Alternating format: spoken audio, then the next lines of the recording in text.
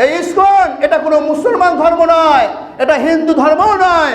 আমি গুগলে সার্চ করে দেখলাম এই ইসকন 1966 সনে এটা ইন্ডিয়াতে নয়, এটা আমেরিকা নিউ ইয়র্কে একটা জায়গায় প্রতিষ্ঠিত করেছিল। শ্রী শ্রী প্রভুর পাদ নামে এক ব্যক্তি প্রতিষ্ঠা করেছিল। এটা বাংলার প্রায় পৃথিবীর 10টি রাষ্ট্রে এই ইসকন এই ধর্মটাকে নিষিদ্ধ করা হয়েছে। চীন থেকে শুরু করে সিঙ্গাপুর, মালয়েশিয়া, এরপরে সৌদি আরব থেকে শুরু করে আরও বিভিন্ন দেশ, এমনকি সোভিয়েত ইউনিয়ন, রাশিয়া পর্যন্ত এই ইসকনকে নিষিদ্ধ করা হয়েছে। এরা ধর্মের নাম দেখিয়ে দেখিয়ে এরা তাদের হিন্দুত্ববাদকে, মূলধারার হিন্দুরাও এই ইসকনকে সমর্থন করে না। এটা ইহুদিদের একটা চক্র। এরা চায় তাদের ধর্মকে পৃথিবীর মধ্যে প্রতিষ্ঠা করতে, ইসলামকে উৎখাত করতে, আর এরা বিভিন্ন কৌশলে ধর্মের নামে তারা বিভিন্নভাবে ষড়যন্ত্র করে যাইতেছে। কথা বলেন ঠিক কিনা? গত কয়েক বছর আগেও ঢাকার স্বামীবাগে তারা তাদের এই ধর্ম পালন করার জন্য গান বাজনা করবে, এই জন্য তারা তারাবির নামাজ বন্ধ করে দিয়েছিল। এটাকে শেল্টার দিয়েছিল স্বৈরাচার, এই জন্য তাদের বিরুদ্ধে কিছু করা যায় নাই।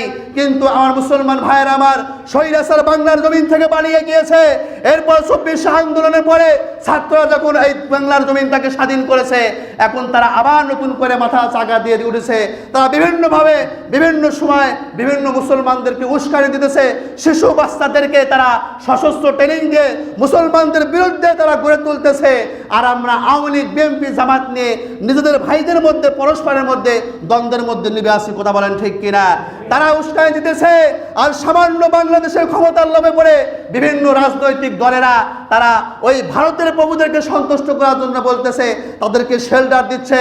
আমরা পরিষ্কার করে বলে দিতে চাই, এই বাংলার জমিন থেকে যারা বাংলার মুসলমানদেরকে হত্যা করেছে, বাংলার জমিনে গেরুয়া পতাকা তোলার কারণে, তাদের বিরুদ্ধে মামলা করার কারণে এই সাইফুল ইসলাম ভাই আলিফকে শহীদ করে দিয়েছে, এর বিচার যদি বাংলাদেশের হাইকোর্ট, সুপ্রিম কোর্ট সুন্দরভাবে না করে, এটা আমাদের দাবি।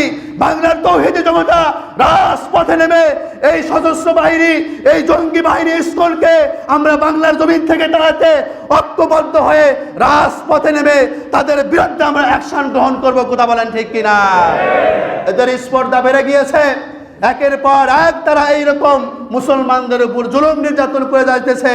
আর আমাদের বাংলাদেশের এই সমস্ত রাজনৈতিক দলেরা তাদের এই সমস্ত ইন্ডিয়াকে প্রভু বানিয়ে তাদেরকে শেল্টার দিয়ে ক্ষমতায় আসার জন্য নীল স্বপ্ন দেখতেছে। আর রাজনীতির ময়দানে তারা বড় বড় ভাষণ দিয়ে বেড়াইতেছে। কথা বলেন ঠিক কিনা? আমরা তোমাদের মতো নেতাদের এই সমস্ত চাটুকারিতা, বক্তৃতা সব বুঝতে পেরেছি।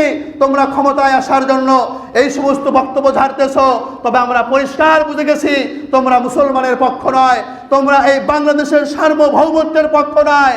যদি হয়তো তোমরা এর কথা বলো, এর কথা বলো, ইসকনের পক্ষের কথা বলো, আজকে একজন মুসলমানকে হত্যা করলো, এর পক্ষে কোনো রাজনৈতিক দলের কোনোই বক্তব্য নাই। কথা বলেন ঠিক কিনা? তার মানে তোমরা দাদাবাবুদের শালটারের মাধ্যমে ক্ষমতায় আসতে চাও, মুসলমানদের উপর জুলুম করতে চাও। এটা আর বাংলার মুসলমানেরা হতে দিবে না। এই ইসকনকে বাংলার জমিন থেকে উৎখাত করতে বাংলাদেশ সরকার যদি পদক্ষেপ না নেয়, আমরা রাজপথে নেমে একটা লাশ গিয়েছে তো কে গিয়েছে, এই সমস্ত ইসলামের শত্রুদেরকে চির বিদায় করে দিতে রাজপথে নেমে প্রয়োজনে রক্ত দিব। কথা বলেন ঠিক কিনা?